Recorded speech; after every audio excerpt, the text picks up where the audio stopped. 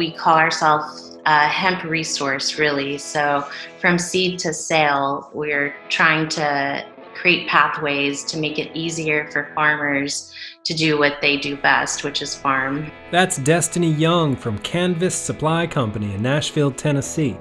This is the Lancaster Farming Industrial Hemp Podcast. My name is Eric Herlock, and today I'll talk to Destiny Young and her colleague Will Tarleton from Canvast Supply Co. We'll hear about the hemp program in Tennessee and what Canvast Supply Company is doing to help farmers succeed down there, including the recent publication of the Holistic Farm Planning Workbook. But first, a sponsor message, and then an exciting announcement about a giveaway, and then a couple of news nuggets.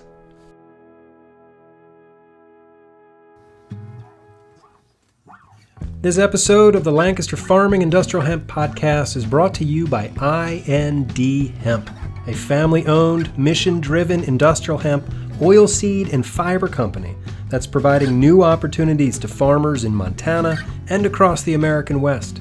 And I'm excited to tell you that they have committed to being one of our sponsors for the entire year. So you're going to be hearing from IND Hemp. You'll be hearing about IND Hemp.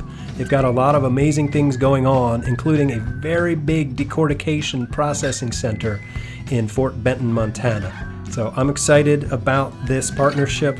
I spoke to Ken Elliott, the president of IND Hemp, just the other day, and he loves our show. He loves what we're doing and how we're doing it, and he wanted to be a part of it. He wanted to help us tell the larger story of hemp to reach a wider audience. He sees it the way I see it, that we have to support our farmers because our farmers are going to be the ones who save the world. So thank you to IND Hemp for your support.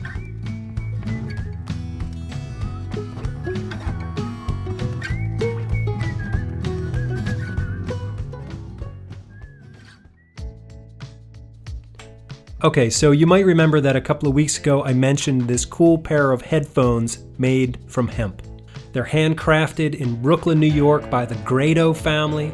3 generations of the Grado family have been making high-end headphones and turntable cartridges. These hemp headphones are beautifully handcrafted, and the sound in my ears is stunning and rich. I love these headphones, and I'm a guy who uses headphones an awful lot in my work.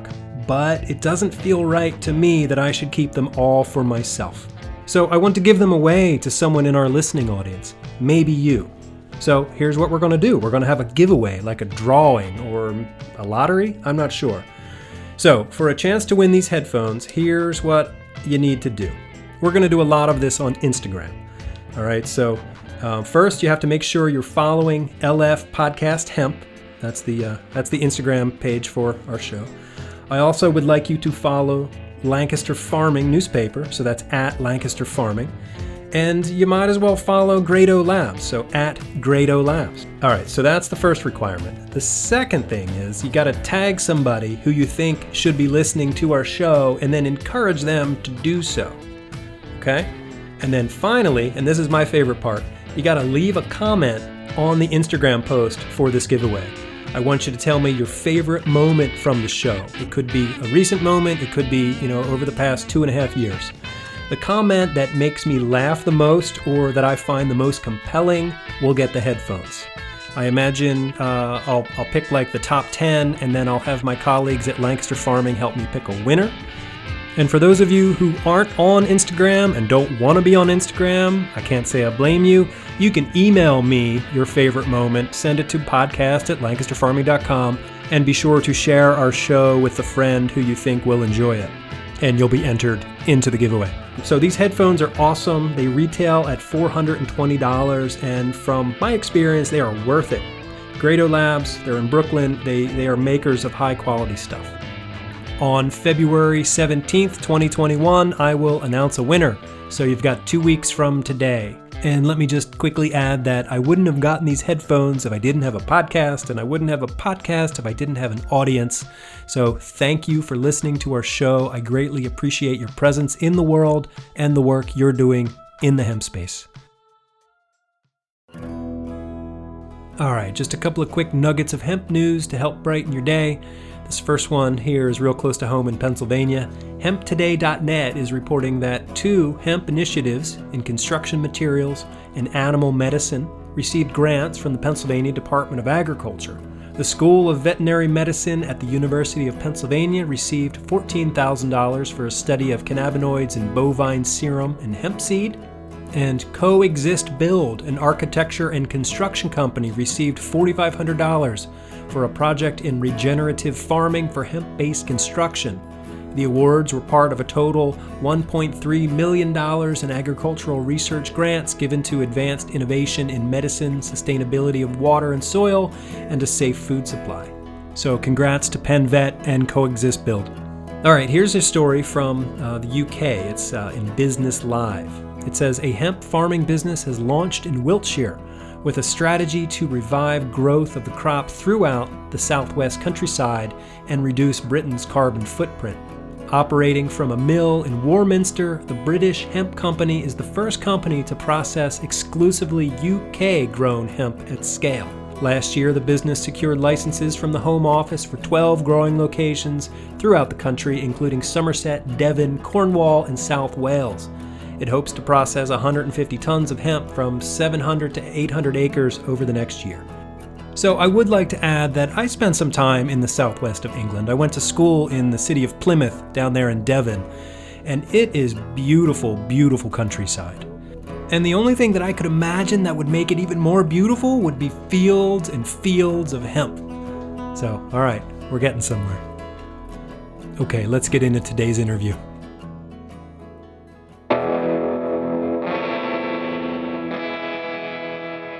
Destiny Young and Will Tarleton from Canvast Supply Company. Welcome to the Lancaster Farming Industrial Hemp Podcast. How are you doing today? Doing great. Glad to be here and appreciate what you're doing and excited about getting into this interview with you. Cool. How about you, Destiny? How you doing? Wonderful. Super honored to get to be a part of your podcast too. Well, thanks. Yeah, thanks for being here. So you are both in Nashville, Tennessee, and you are two of the founders of Canvast Supply Company. So let's talk about that. What is Canvast Supply Company? Yeah, sure. So Canvast Supply Co. has been together for a little over a year. We have 5 founders. We have 3 others, and then myself. I've been involved with the Department of Ag, a board member of the Hemp Alliance of Tennessee, and another trade association that was formerly Tennessee Hemp Industries Association, is now the Hemp Alliance of Tennessee. But that was a trade association that a platform that we're able to utilize to organize farmers and do education and work directly with the Department of Agriculture in Tennessee, the TDA, and then also a board member of the Tennessee Growers Coalition, which did a lot of our legislative work. So the last 6 years or so, I've been active in that role, on the trade association, on the board, also farming myself and growing and just trying to promote the industry here. I met Will through that way where, he was heavily involved in the Tennessee pilot program for hemp. And he contacted me looking for seeds because that was sort of my trade in cannabis, was cannabis seeds. And he invited me out to Nashville from California to do a workshop with some farmers he organized. He organized a great workshop, and that was when I noticed that people in this area in the Southeast at that time really did not have access to good genetics, good plants, or really much of anything. They were kind of just blindly pioneering the industry that was suddenly legal. And so with Will's organized abilities here in Nashville, we created a plant program for farmers he had contact with, and me and his wife, Christy, who's our other partner and one of our other partners in Canvas, and Will, we created this plant program, and we're providing access to well-vetted genetics and clones. And then people started having success with their plants and needed nutrients and supplies. So we began supplying the nutrients and inputs that we had fortune with in the cannabis industry. And then, it led into needing education, and it's just been this whole thing that created Canvast, and we brought two other partners in with us, another married couple that have had a lot of experience in the industry, and that's what created Canvast. And we're just a company that we call ourselves a hemp resource, really. So from seed to sale, we're trying to create pathways to make it easier for farmers to do what they do best, which is farm. Right. Yeah, I guess we have that in common. That's what I tried to do with this show, is be a resource for farmers and other folks who are trying to navigate the hemp space. I've got lots of questions, but first, Destiny, can you tell me more about your background in cannabis in California?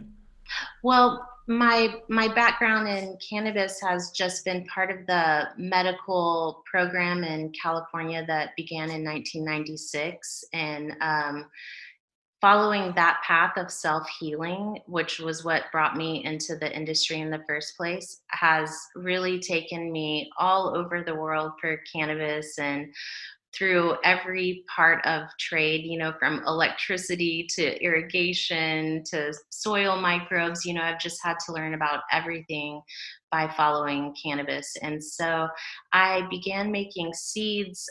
Well, honestly, when people were growing at the time I started growing, that was how you got your next generation of plants. Mhm. It was typical to make seeds, which isn't a practical process in today's cannabis industry, but at that time it was. And then that that quest took me to Europe, where it was legal to make seeds, and I started learning more about the feminizing process and just seeing the giant industry that existed in seeds alone. And so that's how I got involved in that part of the industry. Yeah, that's awesome. So I admit I don't know much about the hemp program in Tennessee, so I wonder if you can bring me up to speed on that. Like what's the permitting process like, number of growers, Yeah. just like the general lay of the land of the hemp program in Tennessee. Yeah. So we were pretty fortunate early on to have a receptive Department of Agriculture and a receptive legislative body for the most part at the time, 2014, 2015. And, we really pushed on the agricultural aspects of this crop being a part of the Tennessee agriculture landscape. So with that, impetus to help farmers and help, our state motto is agriculture and commerce. So it's kind of easy to play on that input and get and advance our program. What we were able to do was actually get a state statute that defined hemp on a state level Mhm. as Delta 9. Eventually, that didn't happen right out the gates, but I think 2017, 2016, 2017, sometime in there, we were able to get very much ahead on the ability to get new genetics, try out different varieties that worked well for us, since that was a big roadblock when we first started, and we were only allowed to import from international sources. Right. Yep.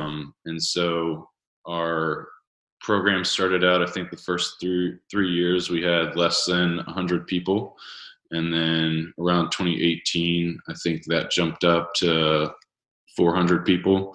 And then 2019, we had close to 3,500 growers. Oh, wow. And then 2020, that dropped down to about maybe 1,200 or 1,500. So we were, Can I stop you right there a sec? Sure. That drop in growers, was that COVID related, or was that like growers from 2019 with barns full of biomass? They were like, that's it, I'm out. Exactly. Yeah, we had a few processors and companies, want to open up the state here. And, 2018, 2019 was a pretty big whirlwind. There were some big promises made, and most of them fell short. So, and the farmers were the ones, holding the bag. So, Sure. And still are in some of these barns. So, that was the main reason why a lot of the big drop off in numbers. There was a 2018, 2019, there's a lot of contracts that got made. Mhm. And so a lot of the commercial growers jumped in on large scale. I think there was about want to say 20,000 plus acres that were registered and licensed. And so here in Tennessee, what we have is out the gate was very farmer focused.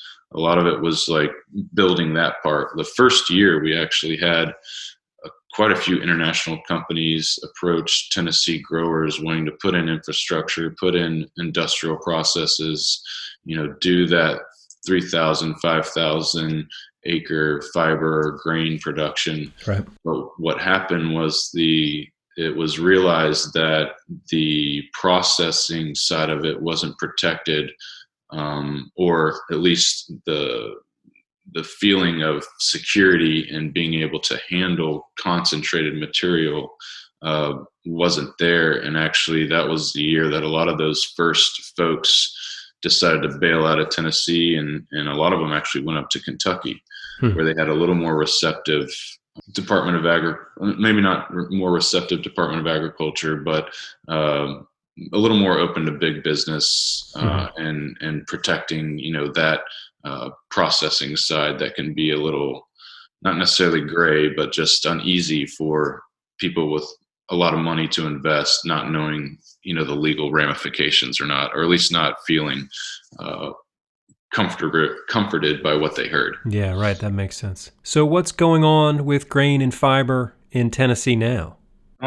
There's not a whole lot. A lot of it has shifted to CBD, obviously, the last few years. I started out sort of focusing on the textile side of things.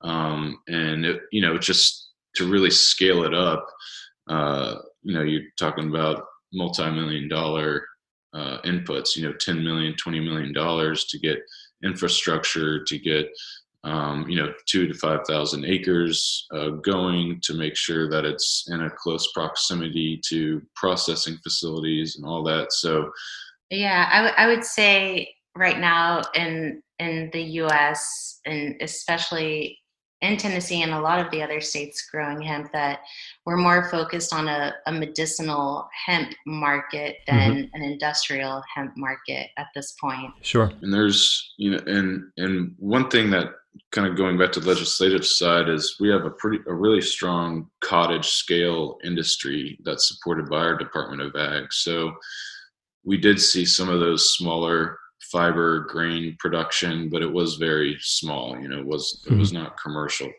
and there definitely wasn't anyone doing thousands or 5,000 acres of fiber and seed here.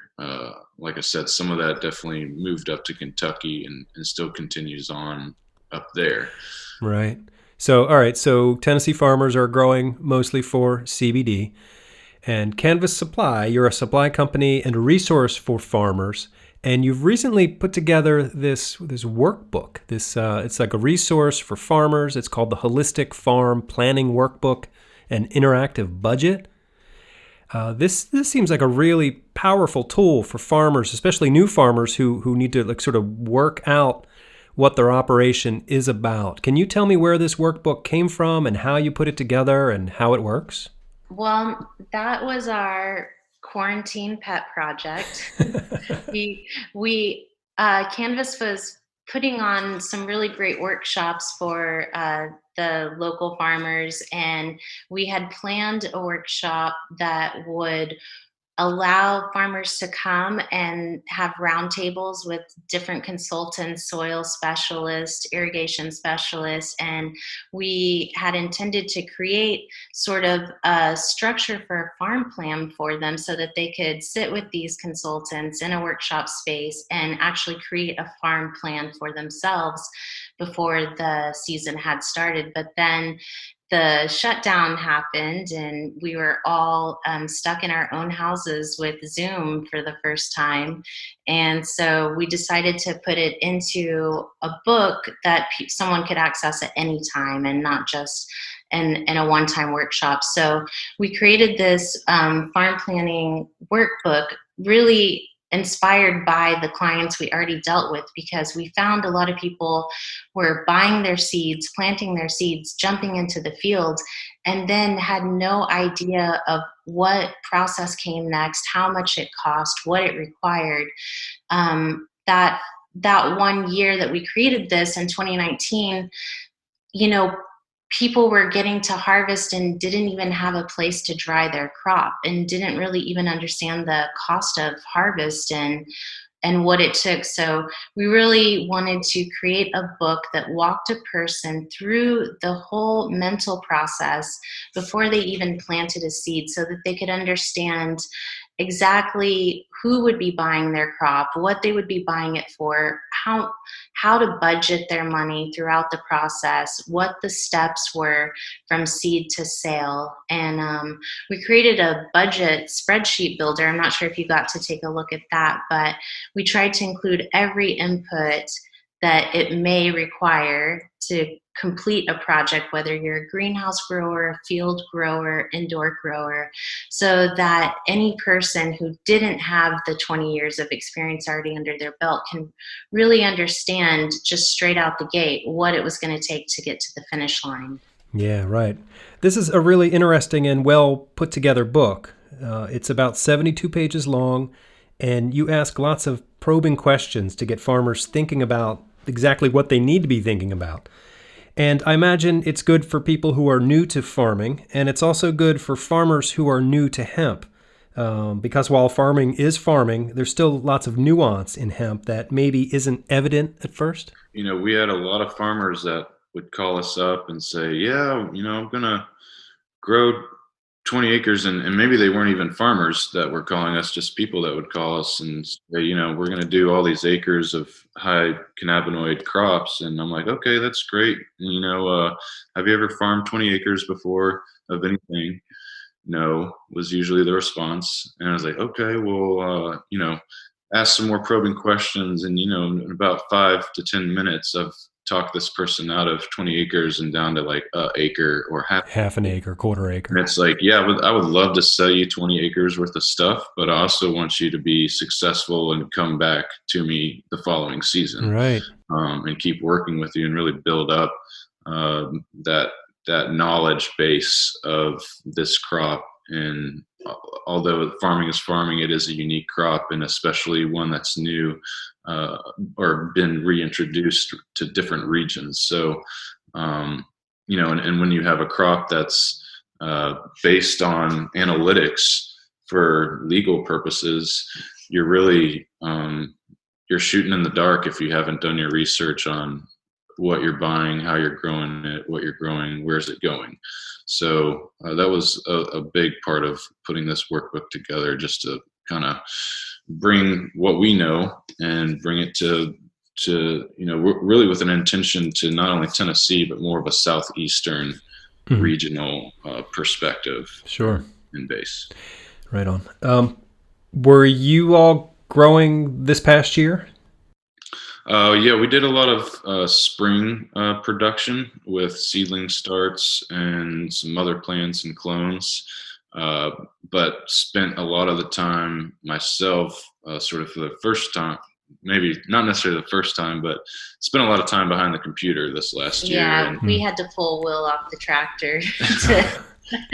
Yeah, I put my city shoes on and came down, and it was good. You know, there's something to be said for learning new skill sets and jumping into the technology side of the business, and really working on our back end of our business and programs that we do. So what was last year was really more of a focus on other producers and how we could support them. So getting us more of out of the garden so we can focus on others and yet our own production via other producers. Okay. Yeah, in the infancy of the industry, the time is really of the essence, and we all have sacrificed our own farming, our own growing, in order to focus on outreach, so that we can bring up as many farmers successfully as possible and quickly, so that we can obtain the acreage that we need in order to have an industrial hemp industry, so that we can actually have enough acres to build cars or to make press board or to build houses. But until we can foster the success of farming this plant, we won't be able to get to that point where we have enough acres to produce like other materials for other industries. Right. And I think the large scale cannabinoid production, the sexiness is kind of wore off at this point.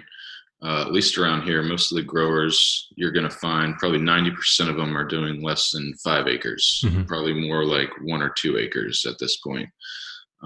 So that's also led into supporting the farmer and know how they grow it, but also having a final destination for the crops they grow, and getting trying to bring in those industries that already exist and the infrastructures that come with them, and seeing where can hemp fit into their pipeline.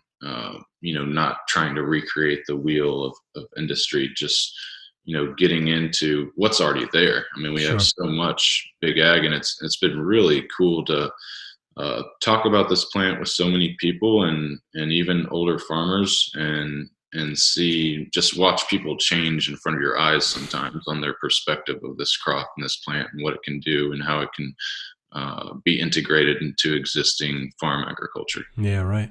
So do you bump up against that marijuana stigma a lot with farmers in Tennessee? Not as much anymore. I mean, there's always the side comment jokes and things, of course, but people. We've done a good job at the state level and through our trade associations and education. I mean, at the end of the day, most of these people who are growing for cannabinoids are really wanting to just grow cannabis and THC, or just cannabis in general. For a lot of these, a lot of the cottage scale industry, the small farms, it's a fun plant to grow, and it's exciting. The stigmas, legislation, that's where that stigma still exists. Law enforcement, Mm-hmm. big pharma, all that. Yeah. We've had some pretty big down pressure from a lot of the tobacco, private prison system. We have one of the largest private prison businesses here in Tennessee. So civil asset forfeiture, things like that. The list goes on, as we all know. So those are still a thing, but those are slowly getting chipped away at. And once you start talking dollars and cents, things open up a little bit. Right. Where is Tennessee in like medical marijuana or recreational? We have a couple bills in legislation right now. They're the ones that are written are definitely suited towards smaller license holders and control. We have, big pharma is huge here in Tennessee. Private healthcare is big here. A lot of special interest groups wanting to, presumably capitalize on that position. So we'll see how it goes. Okay, so I'm not sure if I got a clear answer there. Is there a medical program in Tennessee? Sorry. No, we do not currently have a medical or recreational program. Right, There's got it. bills on the But table. there's some bills on the table in legislation. Okay, well, let's get back to talking about the workbook. At Canvast, what we really try to push, and the point of the workbook, is planning. We really, really encourage the planning aspect of farming, and helping people really create that budget, and being able to really understand all the inputs that you'll need for the entire season, so that you can purchase everything all at one time. And in this industry, there's only one way the price of the product goes, which is down. It's only going to be cheaper and cheaper every season. So your profit lies in your savings. And so at Canvas, we're really trying to teach people how to save on their inputs. One is like bulk buying. Get all your inputs in one place at one time. That's going to give you the biggest margin decrease. Like if you buy everything at once through a supplier, you're going to get almost a wholesale price on your products. So you've already saved, 20 to 40% on, you've already made 20 to 40% essentially. And really focusing on what genetics you're going to buy, because buying bad genetics is going to cost you 7 to 10 times more to do your project, and then you're not even going to have a market for them. So, like, spending money on good genetics is definitely a place you want to spend money. Yeah, so really the budgeting and planning aspect is the only way a hemp farmer is going to survive in the upcoming industry. Right. Planning is key.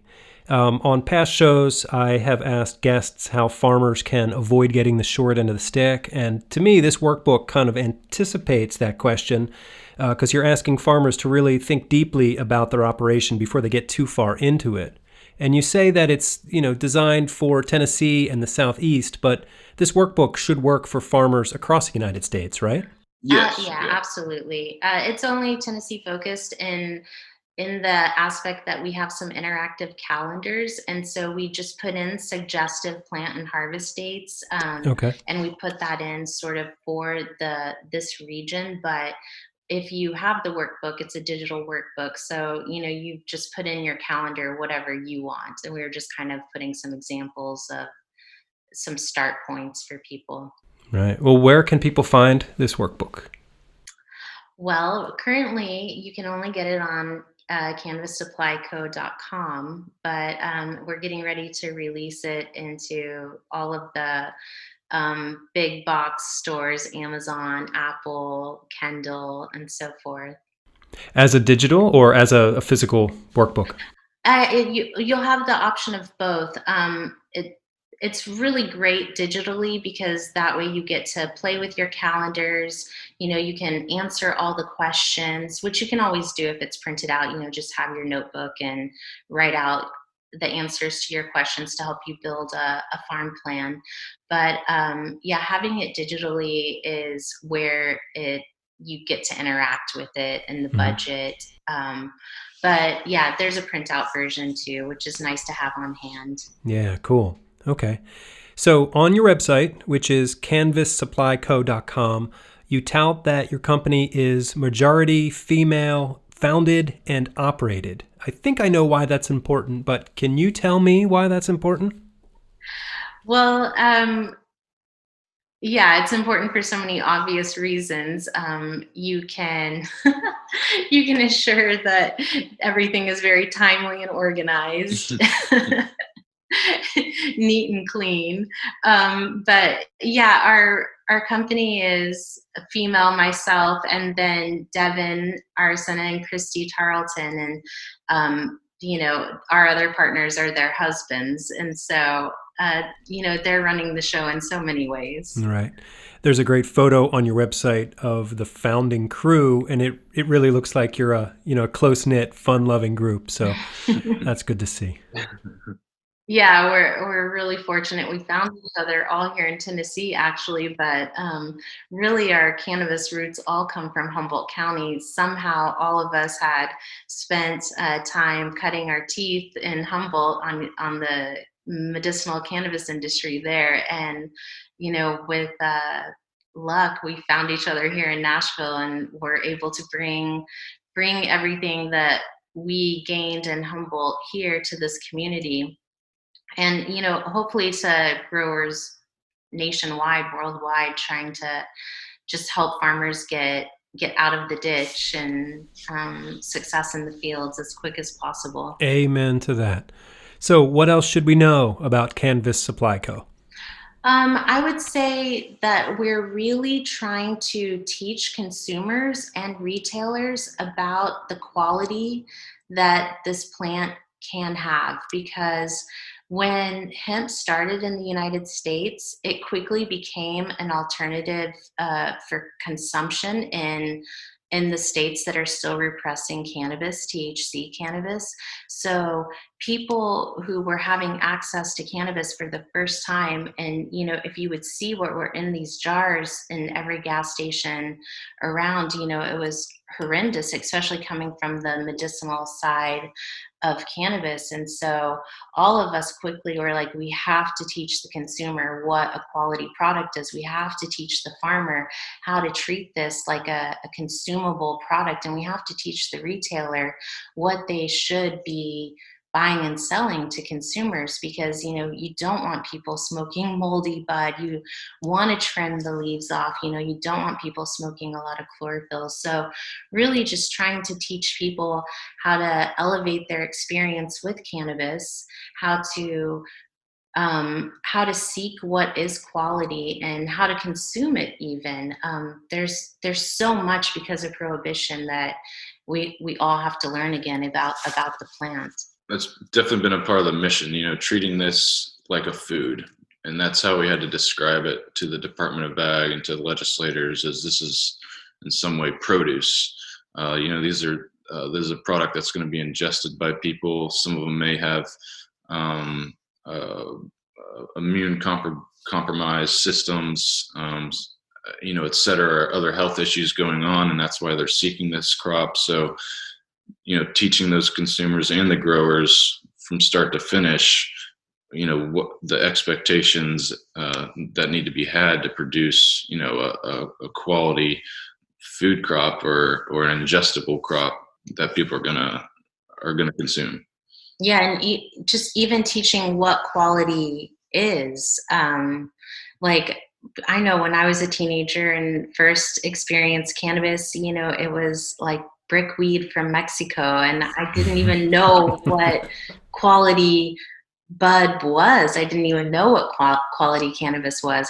And so just helping people understand quickly what the quality is so that you can get the medicinal benefits that you're seeking. Right. What else? What I'm focusing on now is also the grow supplies and the equipment used in this, and how for farmers and growers to be able to you don't necessarily need cannabis specific brands to grow cannabis.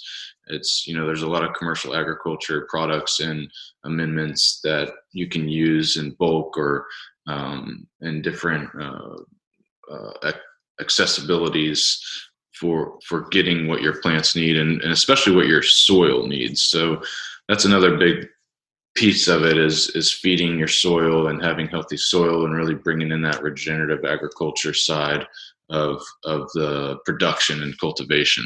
So my background is in organic vegetable production and biodynamic agriculture, and you can see the very significant success with having healthy soil that prevents some of those pest issues or fungal, negative issues that you can have in your cultivation. That will, if you have healthy soil, then you'll have a healthy plant. Really pushing people to spend money on the organic inputs that are going to keep your field healthy long-term, keep it productive long-term, building your soil rather than, having the aspect of long-term gains in mind rather than short-term gains, because anyone can pour salty nutrients on the field so you have bright green plants, but that field is going to have a short-term fertility life cycle that you can't grow on every season. And using inputs like biochar, worm castings, bat guano, manures helps build your soil, reduce compaction, increase fertility, and it's just putting those benefits into the crop that is then going into a person for medicinal aspects.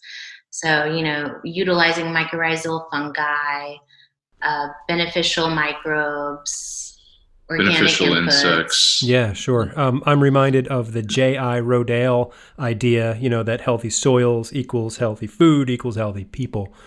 And I see that in your workbook, you've got extensive discussion about organic practices and regenerative agriculture, and really trying to get people to think those things through, because they're going to have, great benefits for the health of, your soil and your plants and your people. So yeah, again, nice job on the workbook. I think people will get a lot out of this. Canvas is offering a promo code to all the listeners today. It's an additional 20% off the workbook and 20% off all seeds. The promo code is Lancaster20 on our website. Cool. Well, I will put a link to your website on the show page for this episode at lancasterfarming.com, and I will include that promo code, Lancaster20, there as well. Destiny Young and Will Tarleton from Canvast Supply Co. in Nashville, Tennessee, thank you so much for your time today. It's been a pleasure talking to you, and thanks for the work you're doing in supporting hemp farmers. Thanks, Eric. Yeah, really appreciate it. Thank you so much. Okay, so like I said, I'll have a link to their website at lancasterfarming.com and that promo code Lancaster20, which will get you a 20% discount on the workbook and your seed purchase. All right, well, that pretty much does it for me today. Thank you for listening to our show. My name is Eric Herlock. I am the digital editor at Lancaster Farming Newspaper, the greatest agricultural newspaper in the world. Check us out online at lancasterfarming.com. Also, don't forget about the headphone giveaway that I talked about in the beginning. Check us out on Instagram for that. And again, special thanks to I&D Hemp, who have stepped up to be a year-long sponsor of our show. And we are always looking for more sponsors. We've got a lot of neat ideas, the things we want to do this summer. So if you want to help support us, please get in touch. You can email us at podcast@lancasterfarming.com. All right. Thank you. Until next time, I'll see you in the newspaper.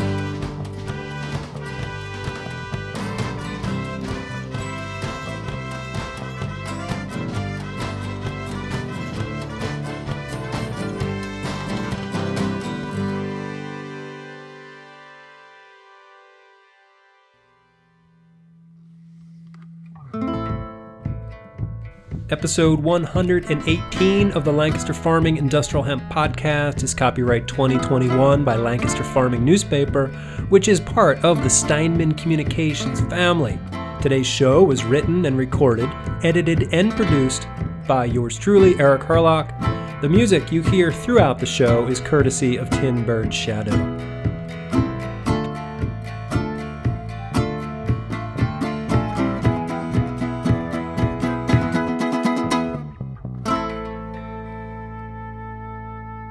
Industrial hemp.